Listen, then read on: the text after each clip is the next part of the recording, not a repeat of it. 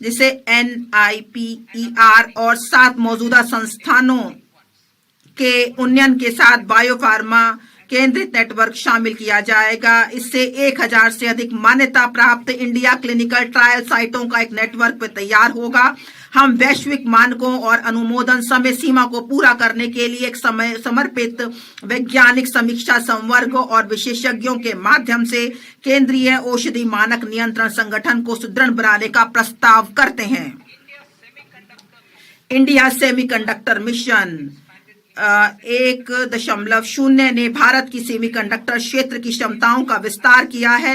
इससे आगे बढ़ते हुए हम उपकरण और सामग्रियों के उत्पादन, पूर्ण सुसज्जित भारतीय IP डिजाइन तथा आपूर्ति श्रृंखलाओं को मजबूत करने के लिए ISM 2.0 का शुभारंभ करेंगे। हम उद्योग को विकसित करने तथा कुशल जनशक्ति तैयार करने हेतु उद्योग आधारित का भी करेंगे। अप्रैल 2025 में 22,919 करोड़ के परिव्यय के साथ आरंभ की गई इलेक्ट्रॉनिक घटक निर्माण योजना में पहले ही लक्ष्य में दोगुनी निवेश हुआ है। इस तेजी का लाभ उठाने के लिए हम परिव्यय को बढ़ाकर 40,000 करोड़ करने का प्रस्ताव करते हैं।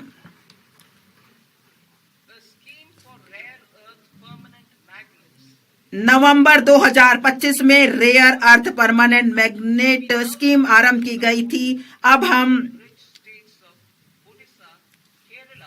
खनन, प्रसंस्करण, अनुसंधान और विनिर्माण को बढ़ावा देने के लिए समर्पित दुर्लभ खनिज कॉरिडोर स्थापित करने हेतु खनिज संपन्न राज्यों ओडिशा, केरल, आंध्र प्रदेश और तमिलनाडु की सहायता करने का प्रस्ताव करते हैं। घरेलू रासायनिक उत्पादन बढ़ाने और निर्यात निर्भरता कम करने के लिए हम क्लस्टर आधारित प्लग एंड प्ले मॉडल के आधार पर एक चुनौती मार्ग के माध्यम से 3 समर्पित रासायनिक पार्कों की स्थापना में राज्यों की मदद के लिए एक योजना का शुभारंभ करेंगे।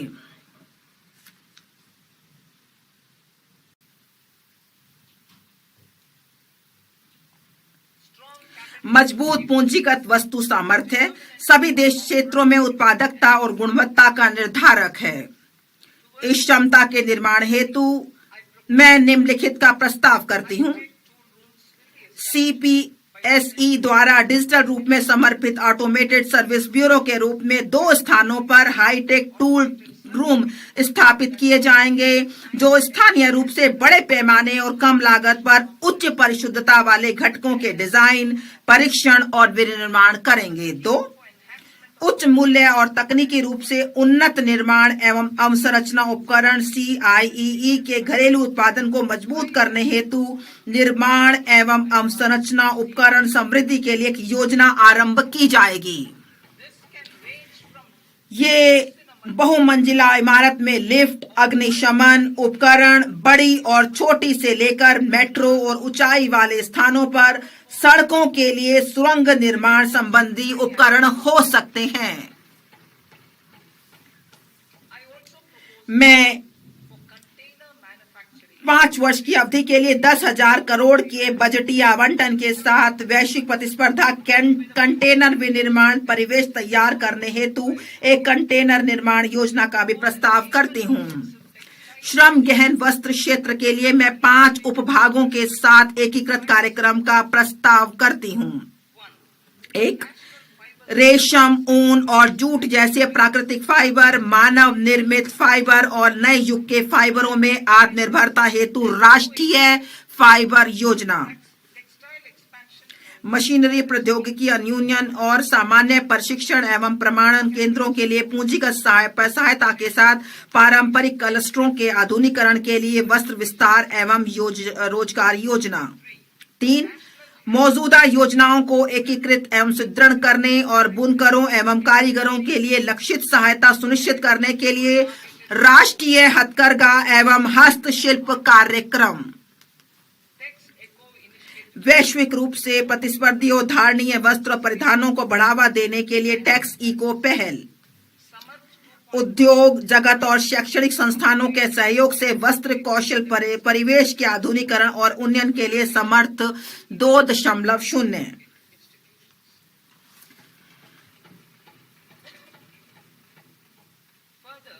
इसके अलावा मैं प्रस्ताव करती हूं कि चुनौती मोड में मेगा टेक्सटाइल पार्क स्थापित किए जाएंगे। वे तकनीकी टेक्सटाइल के मूल्यवर्धन पर भी ध्यान केंद्रित कर सकते हैं। मैं खादी, हथकरघा और हस्तशिल्प को सुदृढ़ करने के लिए महात्मा गांधी ग्राम स्वराज योजना का शुभारंभ करने का प्रस्ताव करती हूं। इससे वैश्विक बाजार समृद्धता और ब्रांडिंग में सहायता मिलेगी। यह प्रशिक्षण, कौशल, प्रक्रिया और उत्पादन गुणवत्ता को सुसंगत बनाएगा और सहायता प्रदान करेगा। यह हमारे बुनकरों, ग्रामीण उद्योगों, एक जिला एक उत्पाद पहल और ग्रामीण युवाओं को लाभान्वित करेगा। भारत में उच्च गुणवत्ता वाले खेलकूद के सस्ते सामानों के लिए एक वैश्विक केंद्र के रूप में उभरने की संभावना मौजूद है। मैं उपकरण डिजाइन एवं सामग्री विज्ञान में विनिर्माण, अनुसंधान और नवाचार को बढ़ावा देने हेतु खेलकूद के सामानों के लिए एक समर्पित पहल का प्रस्ताव करती हूं। विरासत के औद्योगिक क्लस्टरों का कायाकल्प। मैं अवसंरचना और प्रौद्योगिकी उन्नयन के माध्यम से उनकी लागत, प्रतिस्पर्धात्मकता और दक्षता में सुधार करने के लिए 200 विरासत के औद्योगिक क्लस्टरों को पुनर्जीवित करने के लिए एक योजना शुरू करने का प्रस्ताव करती हूं। चैंपियंस एसएमई का सृजन और सूक्ष्म उद्यमों को सहायता। एमएसएमई को विकास के एक महत्वपूर्ण इंजन के रूप में मान्यता देते हुए मैं चैंपियंस के रूप में उनके विकास में सहायता के लिए एक त्रिआयामी दृष्टिकोण का प्रस्ताव करती हूं। इक्विटी सहायता। मैं भविष्य के चैंपियंस तैयार करने के लिए चुनिंदा मानदंडों के आधार पर उद्यमों को प्रोत्साहित करने के लिए एक समर्पित 10,000 करोड़ की एमएसएमई विकास निधि शुरू करने का प्रस्ताव करती हूं। मैं सूक्ष्म उद्योगों की सहायता को जारी रखने और जोखिम पूंजी तक उनकी पहुंच बनाने के लिए 2021 में स्थापित आत्मनिर्भर भारत निधि में 2,000 करोड़ के टॉप अप का भी प्रस्ताव करती हूं। इससे छोटे उद्योगों को सहायता मिलेगी। नकदी सहायता। ट्रेड्स के साथ एमएसएमई को 7 लाख करोड़ से अधिक धनराशि उपलब्ध कराई गई है। इसकी पूरी क्षमता का लाभ देने के लिए मैं 4 उपायों का प्रस्ताव करती हूं। 1, केंद्रीय सार्वजनिक क्षेत्र के उद्यमों द्वारा एमएसएमई से सभी खरीद के लिए ट्रेडर्स को लेन देन निपटान प्लेटफॉर्म के रूप में उपयोग करने का निर्देश करना, जिससे यह अन्य कॉरपोरेट के लिए एक मानक बन सके। 2, ट्रेडर्स प्लेटफॉर्म पर बीजक छूट हेतु सीजीटीएमएसई के माध्यम से ऋण गारंटी सहायता तंत्र शुरू करना। 3, सस्ते और त्वरित वित्त पोषण को प्रोत्साहित करने के लिए एमएसएमई में सरकारी खरीद के बारे में वित्त प्रदाताओं के साथ सूचना साझा करने हेतु जेम को ट्रेडर्स को जोड़ना। 4, ट्रेड्स प्राप्तियों को आस्ती समर्पित प्रतिभूतियों के रूप में शुरू करना, जो एक द्वितीयक बाजार के रूप में सहायता करेगा और नकदी एवं लेन देन के निपटान को बढ़ाएगा। पेशेवर सहायता।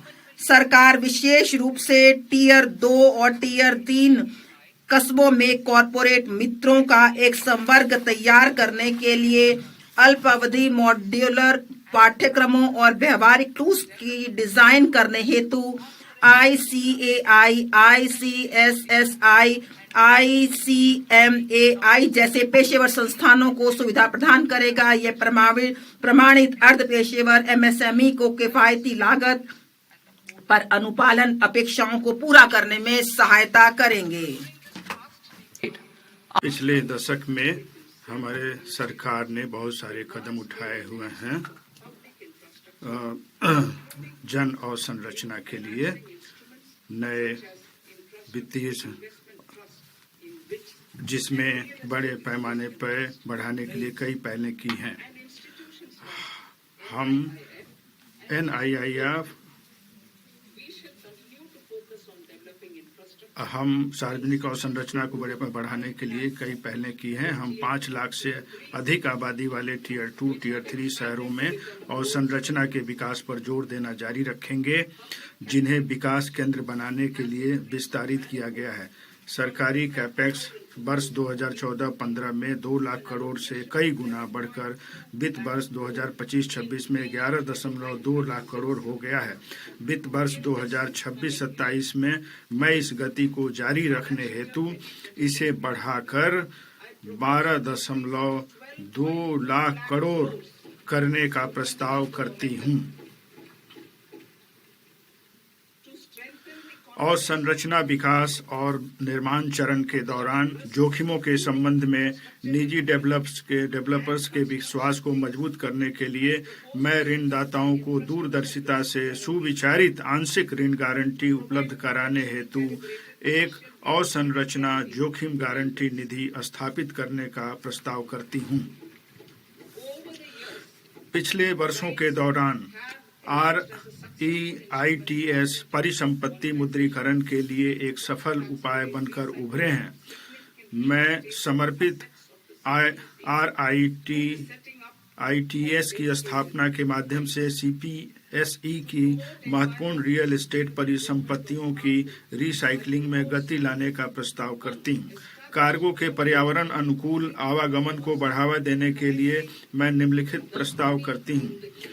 पूर्व में डानकुनी से पश्चिम में सूरत को जोड़ते हुए नया समर्पित मालवाहक कॉरिडोर बनाना, तालचर और आंगुल जैसे खनिज समृद्ध क्षेत्रों तथा कलिंगा नगर जैसे औद्योगिक केंद्रों को पारादीप और धमरा पत्तनों से जोड़ने के लिए उड़ीसा में NW5 से शुरू करते हुए अगले 5 वर्षों में 20 नए राष्ट्रीय जलमार्ग NWU शुरू करना।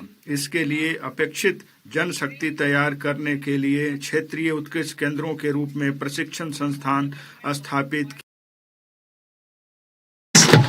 will also be set up at Varanasi and Patna.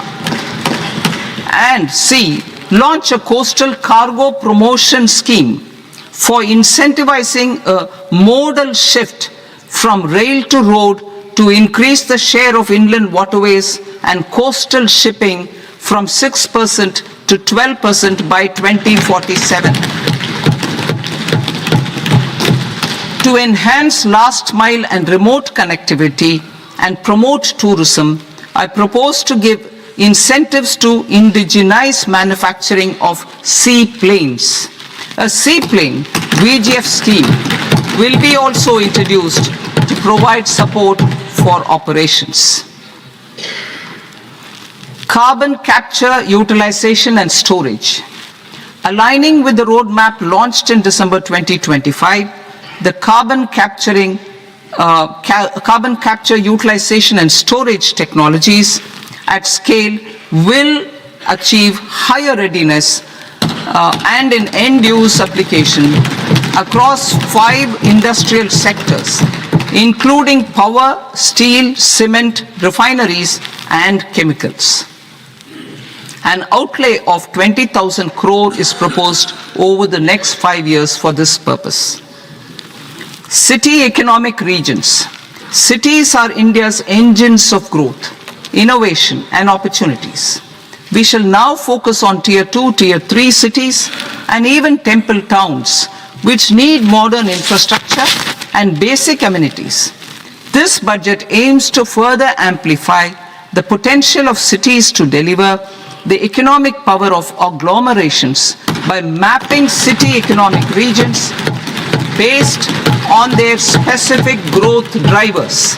An allocation of 5,000 crore per CER over 5 years is proposed for implementing their plans through a challenge mode with a reform cum result based financing mechanism.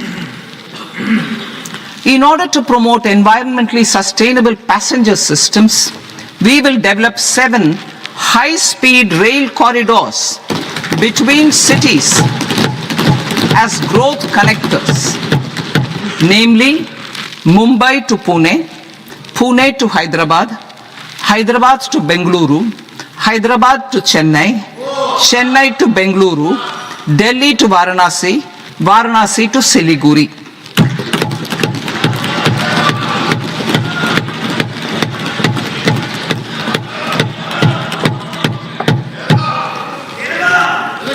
Financial sector. The Indian banking sector today is characterized by strong balance sheet, historic highs in profitability, improved asset quality, and coverage exceeding 98% of villages in the country. At this juncture, we are well placed to futuristically evaluate the measures needed to continue on the path of reform-led growth of this sector. I propose setting up a high-level committee on banking for Vikasit Bharat. High-level committee on banking for Vikasit Bharat to comprehensively review the sector and align it with India's next phase of growth, while safeguarding financial stability, inclusion, and consumer protection. The vision for NBFCs for Vikasit Bharat has been outlined with clear targets for credit disbursement and technology adoption in order to achieve scale and improve efficiency in the public sector NBFCs. As a first step, it is proposed to restructure the Power Finance Corporation and Rural Electrification Corporation.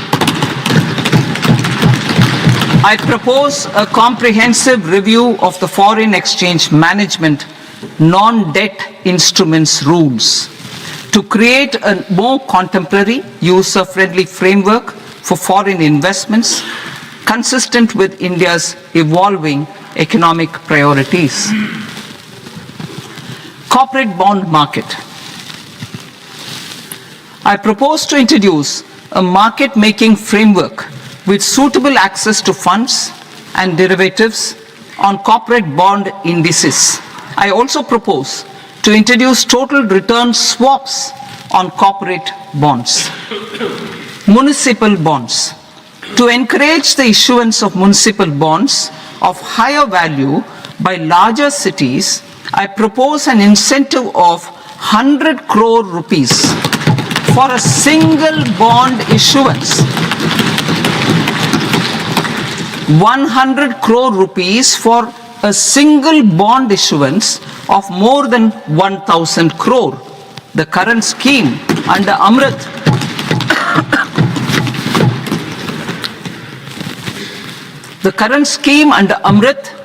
which incentivizes issuances up to 200 crores only, will also continue to support smaller and medium towns. That will also continue to support the smaller and medium towns. Ease of doing business. Individual persons resident outside India, PROI, will be permitted to invest in equity instruments of listed Indian companies through the portfolio investment scheme. It is also proposed to increase the investment limit for an individual PROI under the scheme from 5% to 10%, with an overall investment limit for all individual PROIs to 24% from the current 10%. Emerging technologies including AI. 21st century is technology driven. Adoption of technology is for the benefit of all people. Farmers in the field, women in STEM, youth keen to upskill, and Divyangjan to access newer opportunities. The government has taken several steps to support new technologies through AI Mission, National Quantum Mission, Anusandhan National Research Fund, and Research and Development and Innovation Fund. Our second kartavya is to fulfill aspirations and build capacities. Close to 25 crore individuals have come out of multi-dimensional poverty through a decade of our government's sustained and reform-oriented efforts.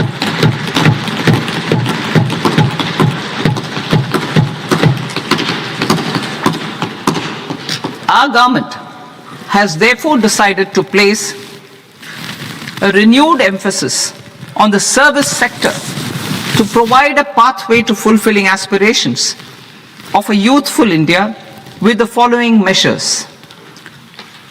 I propose to set up a high-powered education to employment and enterprises standing committee to recommend measures that focus on services sector as a core driver of Vikasit Bharat. This will make us a global leader in services with a 10% global share by 2047. The committee will prioritize areas to optimize the potential for growth, employment, and exports. They will also assess the impact of emerging technologies, including AI, on jobs and skill requirements and propose measures thereof. To create a range of skilled career pathways, a new range of skilled career pathways for our youth, I propose interventions in the following sectors. Health. Existing institutions for allied health professionals will be upgraded and new AHP institutions established in private and government sectors. This will cover 10 selected disciplines, including optometry, radiology, anesthesia, OT technology, applied psychology and behavioral health, and add 1 lakh AHPs over the next 5 years. A strong care system covering geriatric and allied care services will be built. A variety of NSQF-aligned programs will be developed to train multi-skilled caregivers, combining core care and allied skills such as wellness, yoga, and operation of medical assistive devices. In the coming year, 1.5 lakh caregivers will be trained.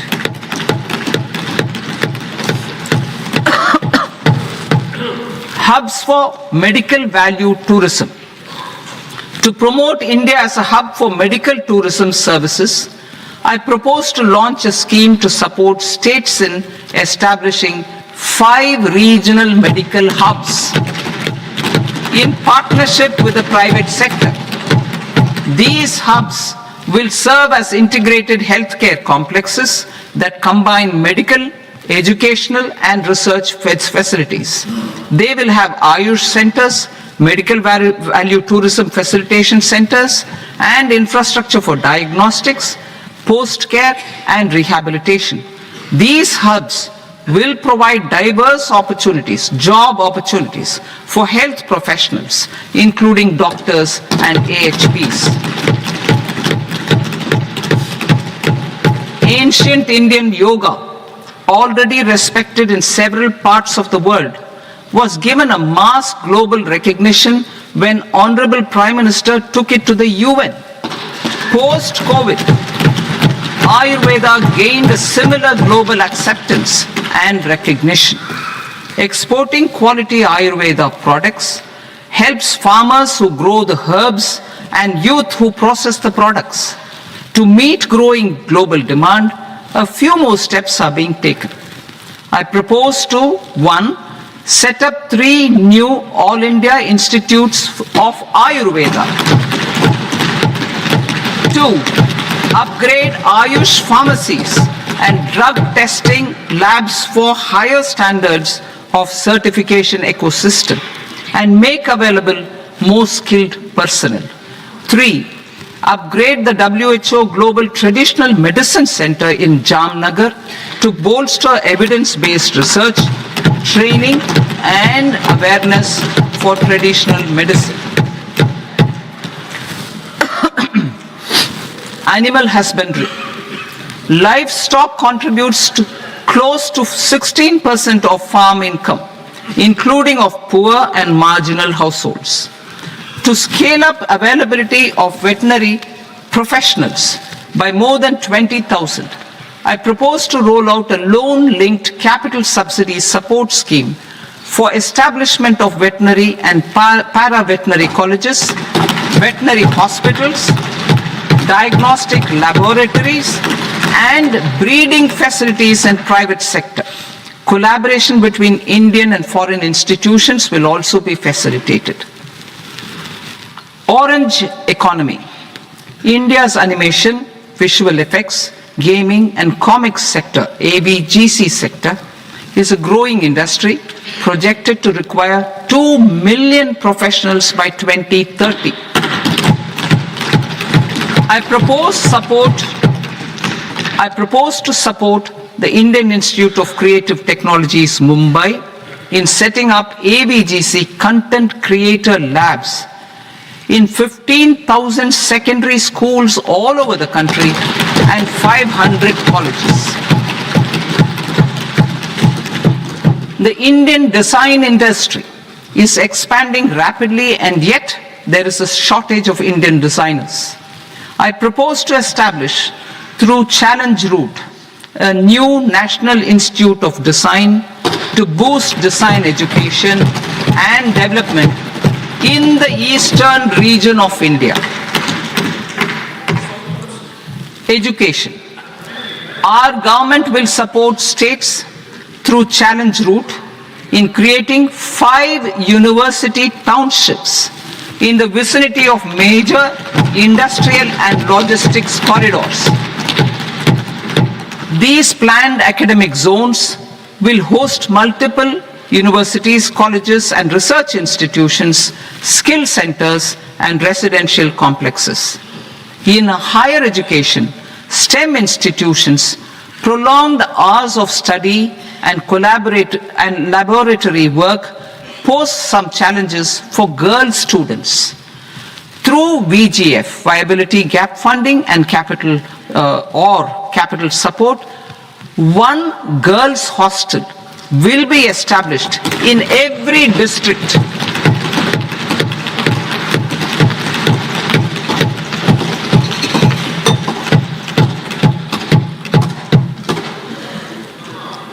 To promote astrophysics and astronomy via immersive experiences, 4 telescope infrastructure facilities will be set up or upgraded. The National Large Solar Telescope, the National Large Optical Infrared Telescope, the Himalayan Chandra Telescope, and the Cosmos 2 Planetarium. Tourism. The tourism sector has the potential to play a large role in the employment generation, forex earnings, and expanding the local economy. I propose to set up a National Institute of Hospitality by upgrading the existing National Council for Hotel Management and Catering Technology. It will function as a bridge between academia, industry, and government. I also propose a pilot scheme for upskilling 10,000 guides in 20 iconic tourist sites through a standardized, high-quality, 12-week training course in hybrid mode in collaboration with the Indian Institute of Management. A national destination digital knowledge grid will be established to digitally document all places of significance, cultural, spiritual, and heritage. This initiative will create a new ecosystem of jobs for local researchers, historians, content creators, and technology partners. India has the potential and opportunity to offer world-class trekking and hiking experience. We will develop ecologically sustainable mountain trails in Himachal Pradesh, Uttarakhand, and Jammu Kashmir.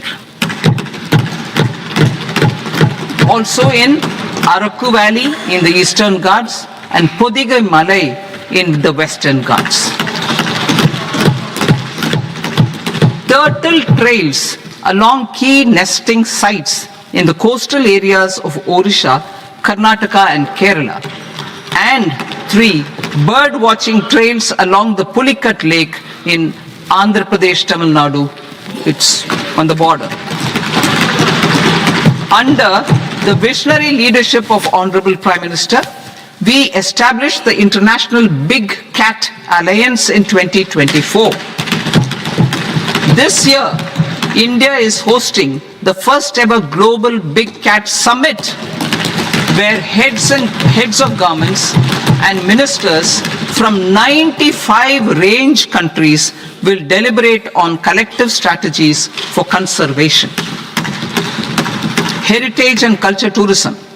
I propose to develop 15 archaeological sites, including Lothal, Dolavira, Rakhi Gadi, Adichanallur, Sarnath, Hastinapur, and Leh Palace into vibrant experiential cultural destinations. Excavated landscapes will be open to the public through curated walkways. Immersive storytelling skills and technologies will be introduced to help conservation labs, interpretation centers, and guides. The sports sector provides multiple means of employment, skilling, and job opportunities. Taking forward the systematic nurturing of sports talent which is set in motion through the Khelo India program earlier, I propose to launch a Khelo India mission to transform the sports sector over the next decade. The mission will facilitate an integrated talent development pathway supported by training centers which are foundational, intermediate, and elite levels. B, systematic development of coaches and support staff. C, integration of sports science and technology. D, competitions and leagues to promote sports culture and provide platforms. And E, development of sports infrastructure for training and competition. Our third Kartavya aligns with our vision of Sabka Saath, Sabka Vikas towards Vikasit Bharat. This requires targeted efforts for 1. Increasing farmer incomes through productivity enhancement and entrepreneurship, with special attention to small and marginal farmers. B. Empowering Divyangjan through access to livelihood opportunities, training, and high-quality assistive devices. C. Empowering the vulnerable to access mental health and trauma care. D.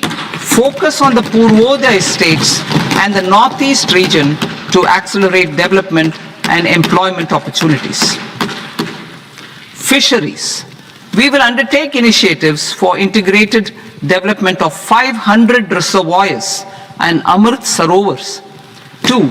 Strengthen the fisheries value chain in coastal areas and enable market linkages involving startups and women-led groups together with fish farmer producer organizations. Animal husbandry. To provide quality employment opportunities in rural and peri-urban areas, we will support the animal husbandry sector in entrepreneurship development through a credit-linked subsidy program, B, scaling up and modernization of livestock enterprises, C, enhanced creation of livestock, dairy, and poultry enhance creation of livestock, dairy, and poultry-focused integrated value chains, and D, encourage creation of livestock farmer-producer organizations. High-value agriculture. To diversify farm outputs, increase productivity, enhance farmers' incomes, and create new employment opportunities, we will support high-value crops such as coconut, sandalwood, cocoa, cashew in the coastal areas, agar trees in northeast, and nuts such as almonds, walnuts, and pine nuts in our hilly regions. These, all of them, will be supported. India is the world's largest producer of coconuts. About 30 million people, including nearly 10 million farmers, depend on coconuts for their livelihood. To further enhance competitiveness in coconut production, I propose a coconut promotion scheme to increase production and enhance productivity through various interventions, including replacing and non-productive trees, with new saplings or plants or varieties in major coconut growing states. A dedicated program is proposed for Indian cashew and cocoa to make India self-reliant in raw cashew and coconut production and processing, enhance export competitiveness, and transform Indian cashew and Indian cocoa into premium global brands by 2030. Sandalwood. Sandalwood is closely linked to India's social and cultural heritage. Our government will partner with state governments to promote focused cultivation and post-harvest processing to restore the glory of the Indian sandalwood ecosystem, to rejuvenate old, low-yielding orchards, and expand high-density cultivation of walnuts, almonds, and pine nuts. We will support a dedicated program to enhance farmer incomes and in bringing value addition by engaging youth. Bharat Vistar, that is virtually integrated system to access agricultural resources. I propose to launch Bharat Vistar, a multilingual AI tool that shall integrate the AgriStack portals and the ICAR package on agricultural practices with AI systems. This will enhance farm productivity, enable better decisions for farmers, and reduce risk by providing customized advisory support. She Marts for rural women-led enterprises. Building on the success of Lakpati Didi program, I propose to help women take the next step from credit-linked livelihoods to being owners of enterprises. Self-help entrepreneur, She Marts will be set up as community-owned retail outlets within the cluster-level federations through enhanced and innovative financing instruments. Empowering Divyangjan. Divyangjan Kaushal Yojana. Information technology, AVGC sectors, hospitality and food and beverages sectors often offer task-oriented and process-driven roles which are suitable for Divyangjan. We will ensure dignified livelihood opportunities through industry-relevant and customized training specific to each Divyangjan group. Divyang Sahara Yojana. Timely access to high-quality assistive devices for all eligible Divyangjan is a fundamental need. I propose to 1. Support the Artificial Limbs Manufacturing Corporation of India, ALIMCO, to set up and to scale up production of assistive devices, invest in R&D and AI integration, strengthen PM Divyasha Kendras, and support setting up of assistive technology marts as modern retail style centers where Divyangjan and senior citizens can see, try and purchase assistive products. Reaffirming our commitment to mental health and trauma care. There are no national institutes for mental health care in North India. We will therefore set up a NIMHANS 2 and also upgrade national mental health institutes in Ranchi and in Tezpur as regional apex institutions. Emergencies expose families, particularly the poor and vulnerable, to unexpected expenditure. We will strengthen and increase these capacities by 50% in district hospitals by establishing emergency and trauma care centers. Focus on Purvodaya states and northeastern regions. Purvodaya. I propose the development of an integrated East Coast industrial corridor with a well-connected node at Durgapur, creation of 5 tourism destinations in 5 Purvodaya states, and the provision of 4,000 e-buses. Buddhist sites in northeastern region.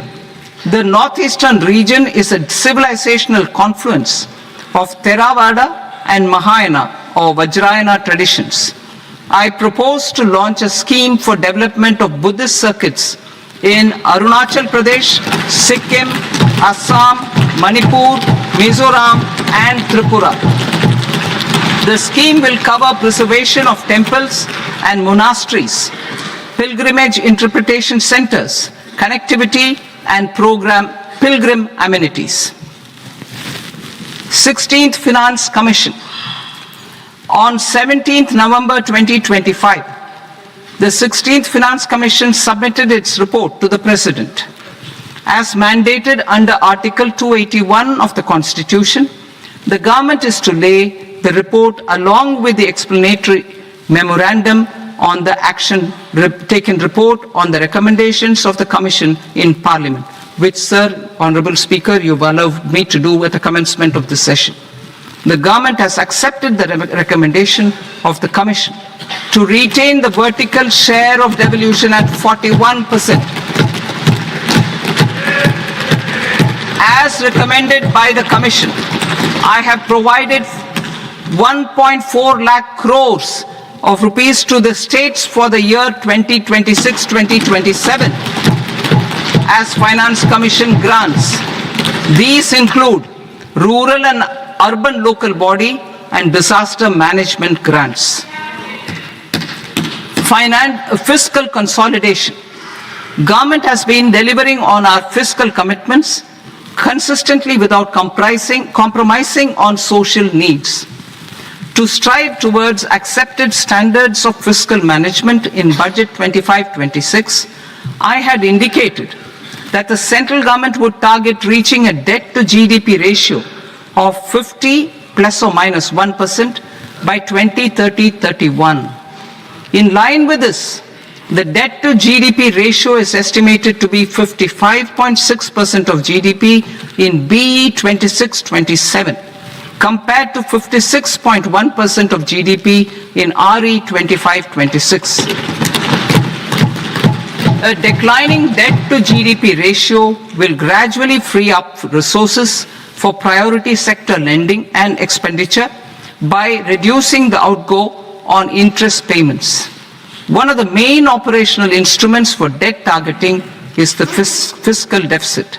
I am happy to inform this august House that I fulfilled my commitment made in 2021-2022 to reduce fiscal deficit below 4.5% of GDP by 25-26.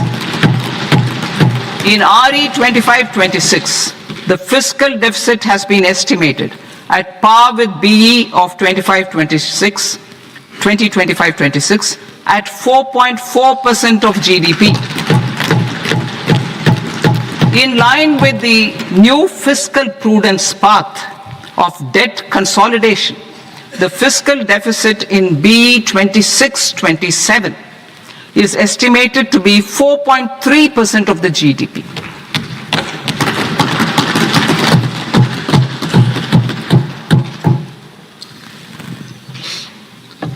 The revised estimates of the non-debt receipts are 34 lakh crore rupees, of which the centre's net tax receipts are 26.7 lakh crore.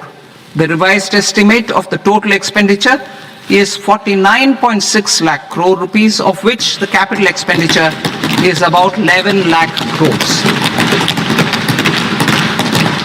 Budget estimates 2026 to 2027.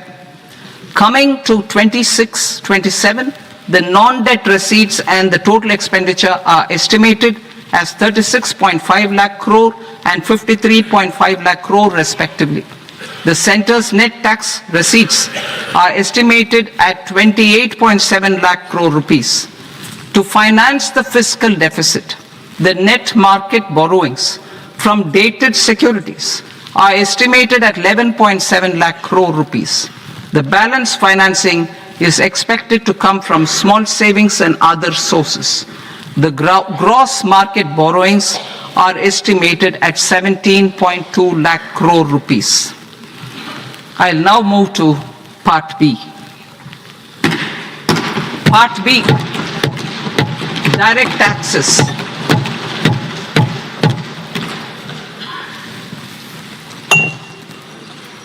Honorable Speaker, sir, I now present my proposals on direct taxes. New Income Tax Act. In July 2024, I announced a comprehensive review of the Income Tax Act 1961. This was completed in a record time, and the Income Tax Act 2025 will come into effect from 1st April 2026. The simplified income tax rules and forms will be notified shortly, giving adequate time to taxpayers to acquaint themselves with its requirements. The forms have been redesigned such that ordinary citizens can comply without difficulty. Ease of living. I propose that any interest awarded by the Motor Accident Claims Tribunal to a natural person will be exempt from income tax, and any TDS on this account will be done away with. I propose to reduce TCS rate on the sale of overseas tour program package from the current 5% and 20% to 2% without any stipulation of amount. I propose to reduce TCS rate for pursuing education and for medical purposes under the Liberalized Remittance Scheme, popularly known as LRS, from 5% to 2%. Supply of manpower services is proposed to be specifically brought within the ambit of payment to contractors for the purpose of TDS to avoid ambiguity. Thus, TDS on these services will be at the rate of either 1% or 2% only.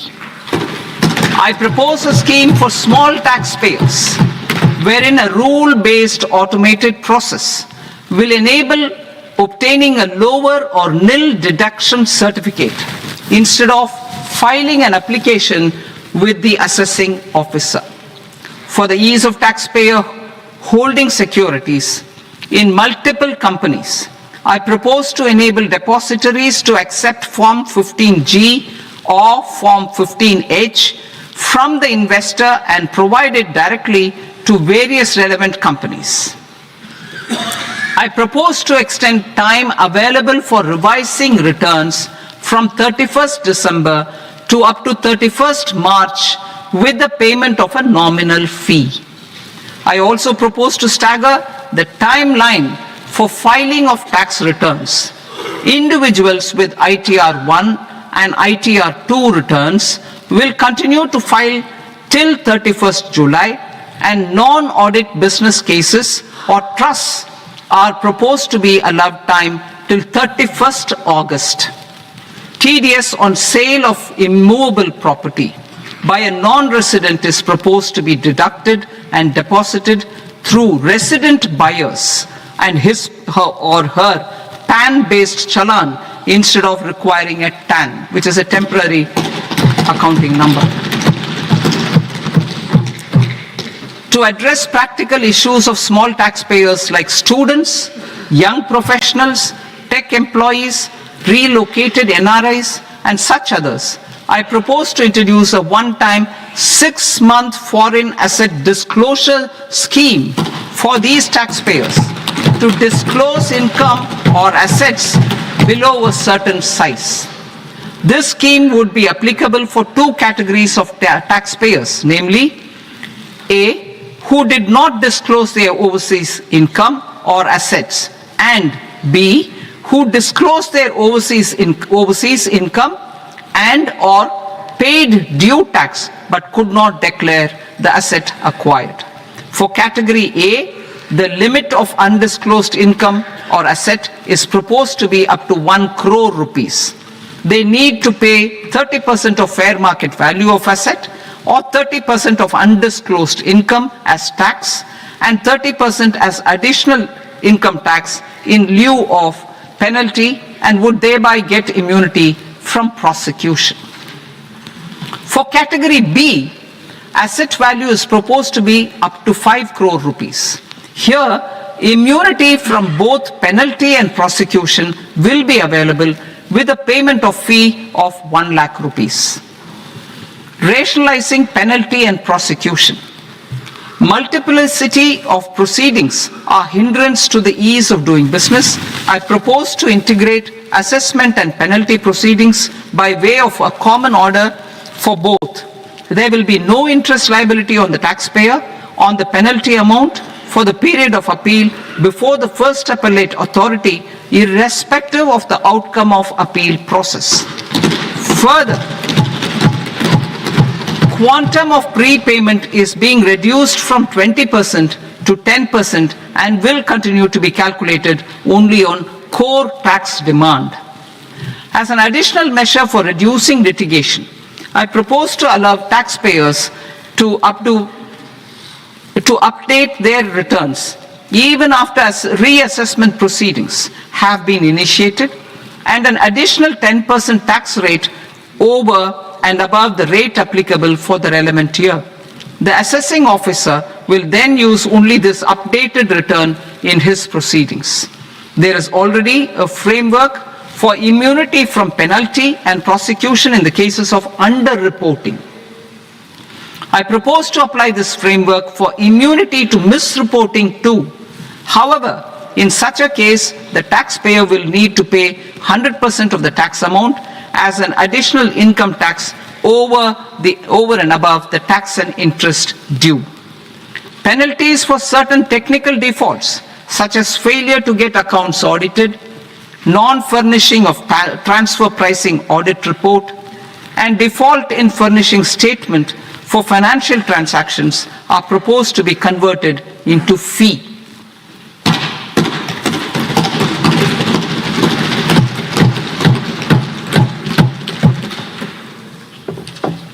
I propose to rationalize prosecution framework under Income Tax Act while maintaining a careful balance for deterrence in some serious offense. Non-production of books of account and documents and requirement of TDS payment where payment is made in kind are being decriminalized. Further, minor offenses will attract fine only. The remaining prosecutions will be graded commensurate with the quantum of offense. They will entail only simple imprisonment with maximum imprisonment reduced to 2 years and power to courts to convert even those into fines. There is no penalty. There is no penalty presently for non-disclosure of non-immovable foreign assets with aggregate value less than 20 lakh rupees. I propose to also provide them with immunity from prosecution with retrospective effect from 1/10/2024.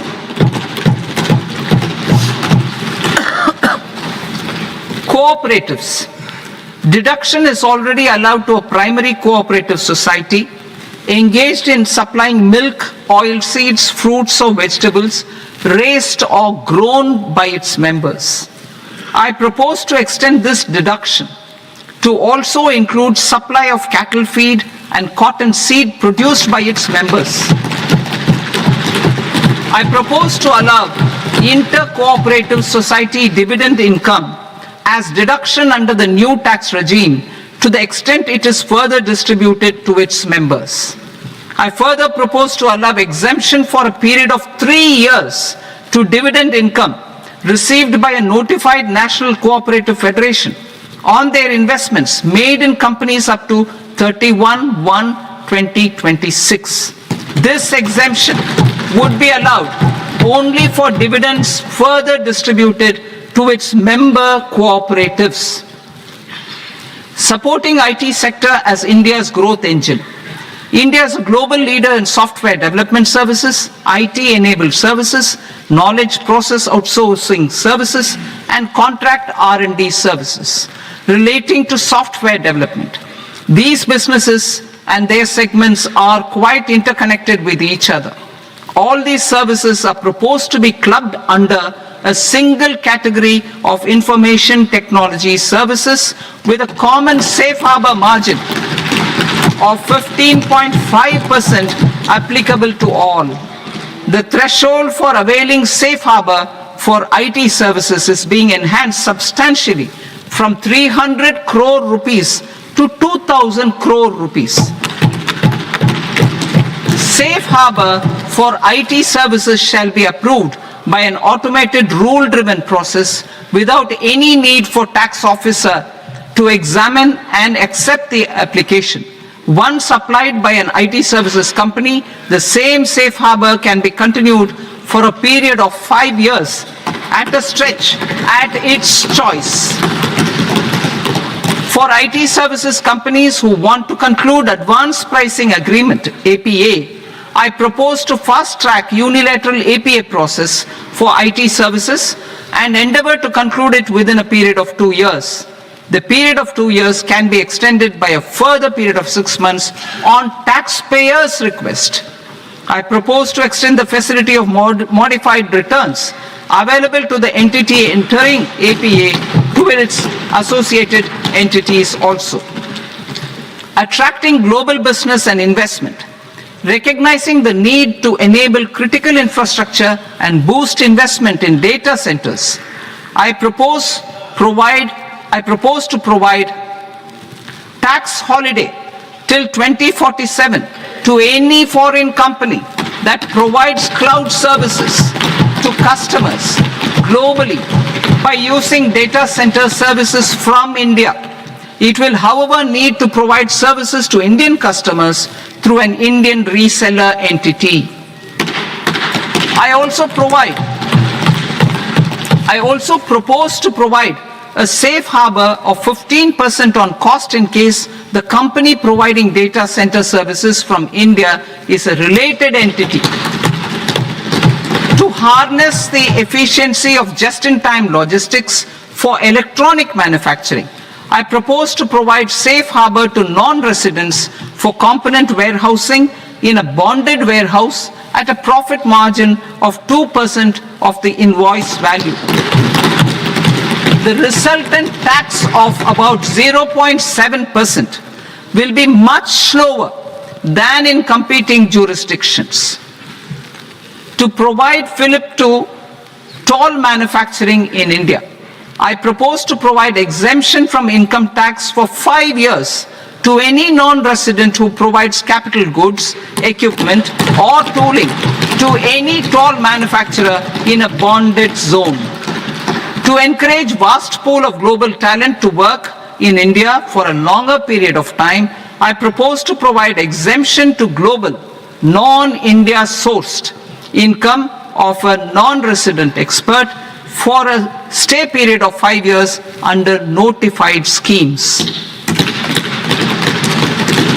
I propose to provide exemption from minimum alternate tax, the MAT, to all non-residents who pay tax on presumptive basis.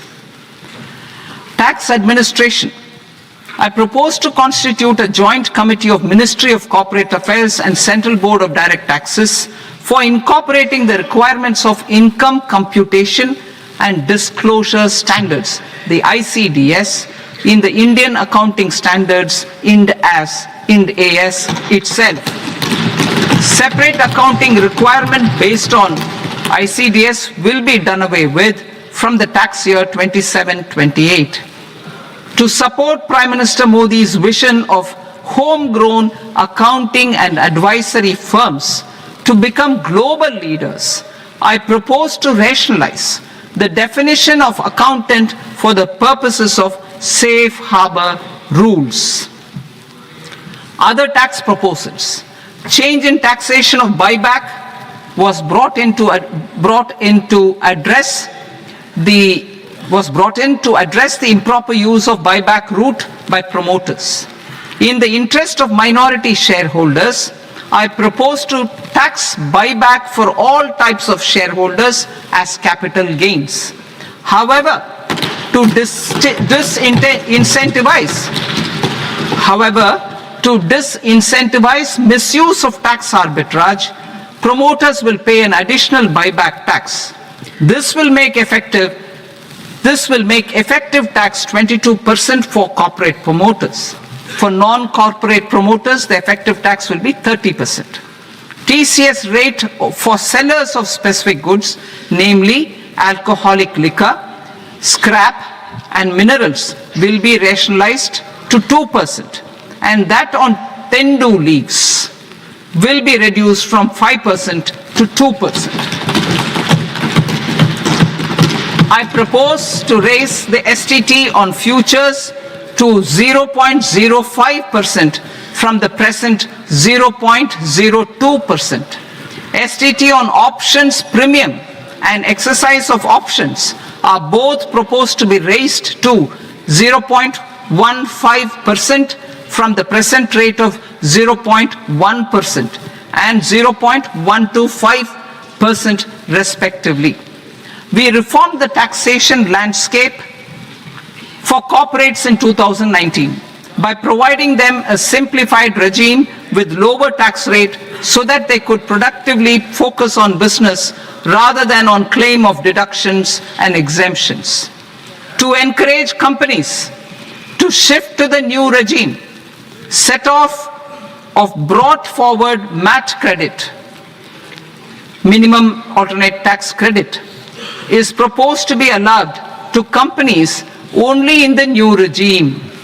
Set off using available MAT credit is proposed to be allowed to an extent of 1/4 of the tax liability in the new regime. MAT is proposed to be made final tax, so there will be no further credit accumulation from 1st April 2026. In line with this change, the rate of final tax is being reduced to 14% from the current MAT rate of 15%.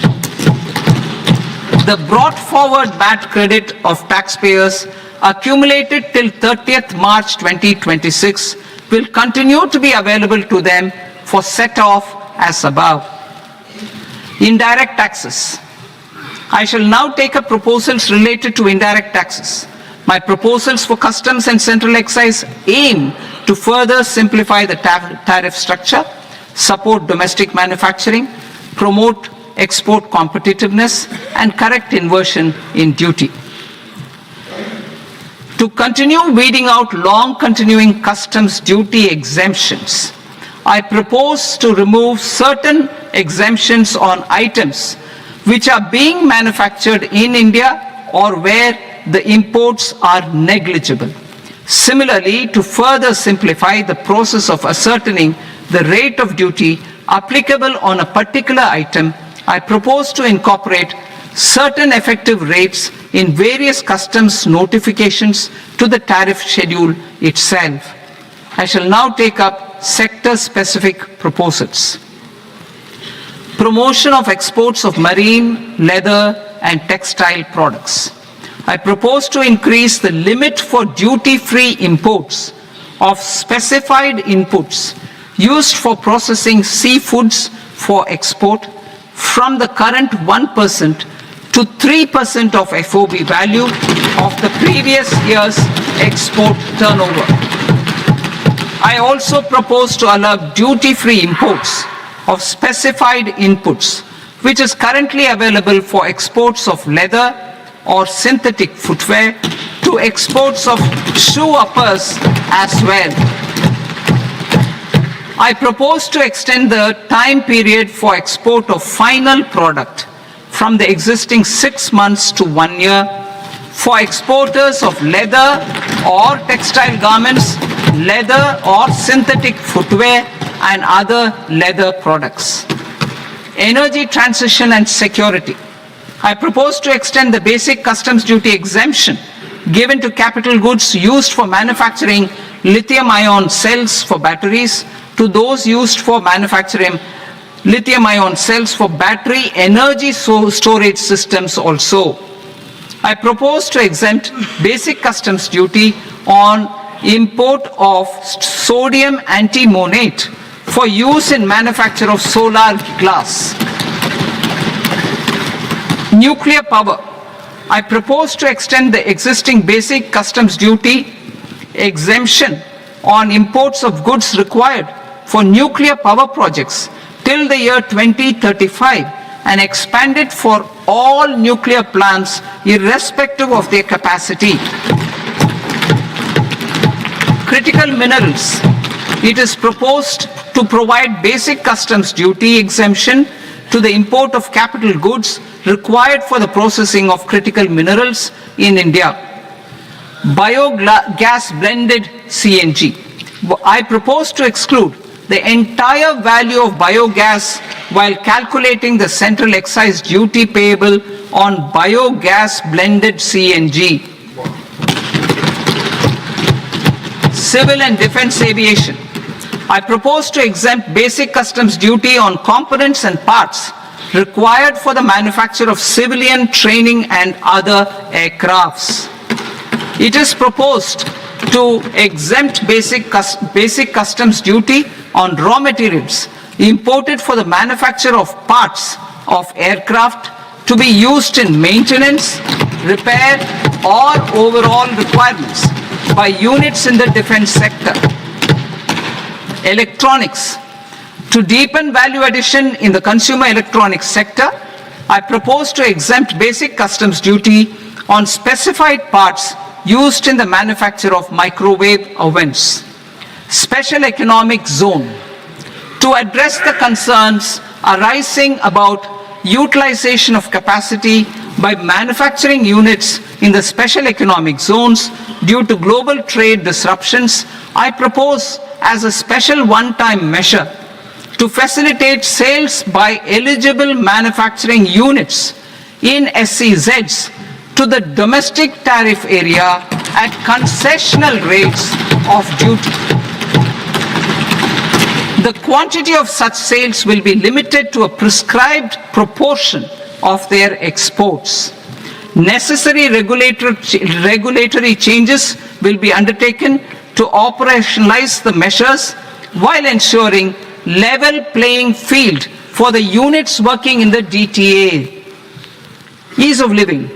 To rationalize the customs duty structure for goods imported for personal use, I propose to reduce the tariff rate on all dutiable goods imported for personal use from 20% to 10%.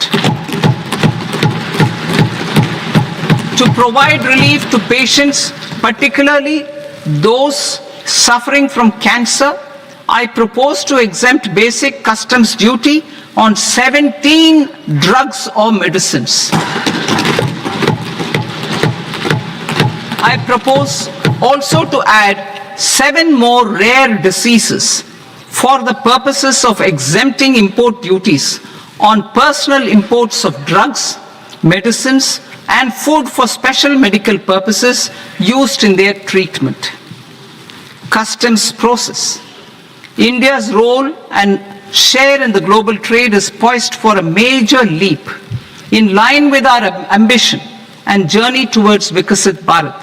In this regard, I propose many measures for custom processes to have minimal intervention for smoother and faster movement of goods and greater certainty to the trade. Trust-based systems.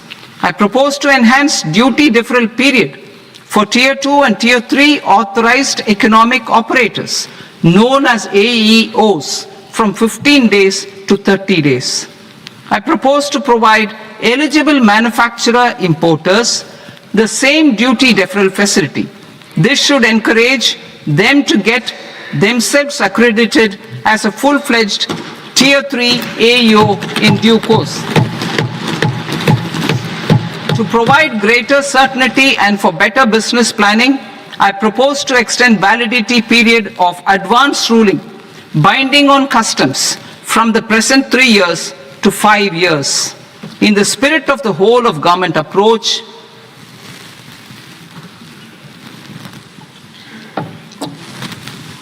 government agencies will be encouraged to leverage AEO accreditation for preferential treatment in clearing their cargo. Regular importers with trusted long-standing supply chains will be recognized in the risk system so that the need for verification of their cargo every time can be minimized. Export cargo using electronic sealing. Export cargo using electronic sealing will be provided through clearance from the factory premises to the ship. For import of goods not needing any filing of bill of entry by a trusted importer, and arrival of goods will automatically notify customs for completing their clearance formalities. This will enable goods to be released immediately on arrival. The customs warehouse framework will be transformed into a warehouse operator-centric system with a self-declarations, electronic tracking, and risk-based audit. These reforms will move away from the current system of officer-dependent approvals and reduce transaction delays and compliance costs. Ease of doing business. Approvals required for cargo clearance from various government agencies will be seamlessly processed through a single and interconnected digital window by the end of the financial year. Processes involved in clearance of food, drugs, plant, and animal and wildlife products, accounting for about 70% of interdicted cargo, will be operationalized on this system by April 2026 itself. For goods not having any compliance requirement, clearance will be done by customs immediately after online registration is complete as a single integrated and scalable platform for all customs processes. Utilization of non-intrusive scanning with advanced imaging and AI technology for risk assessment will be expanded in a phased manner with the objective to scan every container across all the major ports. New export opportunities to support Indian fishermen to fully harness the economic value of marine resources beyond our territorial waters. The following measures will be taken. A. Fish catch by an Indian fishing vessel in exclusive economic zone or on the high seas will be made free of duty. Landing of such fish on foreign port will be treated as export of goods. Safeguards will be put in place to prevent misuse during fish catch, transit, or transshipment. To support aspirations of India's small businesses, artisans, and startups to access global markets through e-commerce, I am pleased to announce complete removal of the current value cap of 10 lakh rupees per consignment on courier exports. In addition, handling of rejected and returned consignments will be improved with effective use of technology for identifying such consignments. I propose to revise provisions governing baggage clearance during international travel to address genuine concerns of passengers. The revised rules will enhance duty-free allowances in line with the present-day travel realities and provide clarity in temporary carriage of goods brought in or taken out.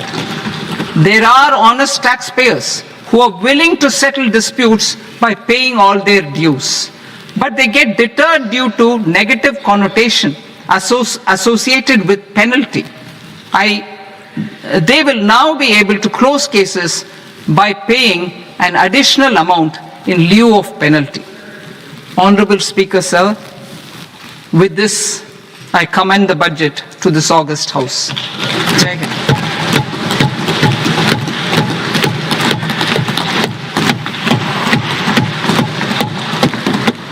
One and a half hours. Item number 3 माननीय वित्त मंत्री जी